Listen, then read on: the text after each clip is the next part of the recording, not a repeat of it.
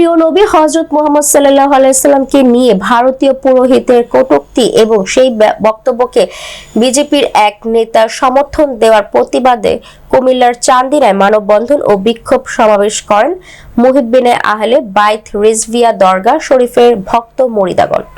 শনিবার 28 সেপ্টেম্বর বিকেলে ঢাকা চট্টগ্রাম মহাসড়কে চান্দিনা বাস স্টেশনে মুহিব্বিনে আহলে বাইত রিজভিয়া দরগা শরীফের মুরিদানদের উদ্যোগে উক্ত কর্মসূচি অনুষ্ঠিত হয়। এ সময় মুরিদারগণ তীব্র নিন্দা ও প্রতিবাদ জানান। অবিলম্বে ভারত সরকার দায়ীদেরকে গ্রেফতার করে তাদেরকে সর্বোচ্চ শাস্তি প্রদানের জোর দাবি জানান। তারা বলেন, দয়াল নবীজির প্রতি অপমান কোনো মুমিন মুসলমান বরখাস্ত করতে পারে না।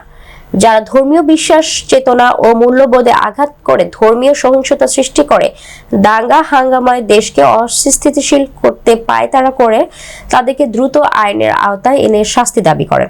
এ সময় বক্তব্য রাখেন মুহিব্বিনে আহলে বাইত রিজভিয়া দরগা শরীফের খাদেম মুফতি কাজী সিদ্দিকুর রহমান নাজিরি, মাওলানা আলহাজ এম.এ. মবিন আনোয়ারে, চান্দিনা রিপোর্টার্স ইউনিটির সাধারণ সম্পাদক ও সহকারী অধ্যাপক মাসুমুর রহমান মাসুদ, মাওলানা কাজী হুমায়ুন কবির আজাদি, মাওলানা মিজানুর রহমান নাজিরি, মুফতি আহমেদ রেজা সোহাগ, মুফতি কাজী আব্দুর রশিদ, মুফতি আব্দুল হাকিম নাজিরি, মোহাম্মদ সালাহ উদ্দিন, মাওলানা শাহ আলম, মাওলানা ওয়ালিউল্লাহ, প্রভাষক মোহাম্মদ জামাল হোসেন, হানিফ হোসেন, আবু ইউসুফ, কাজী মনির হোসেন, ডক্টর মোস্তফা কামাল, ফজলুর রহমান বকশী, আলী আহমদ, শরীফুল ইসলাম, আবুল হোসেন সহ অন্যান্য ভুক্তি মুরিদাগণ।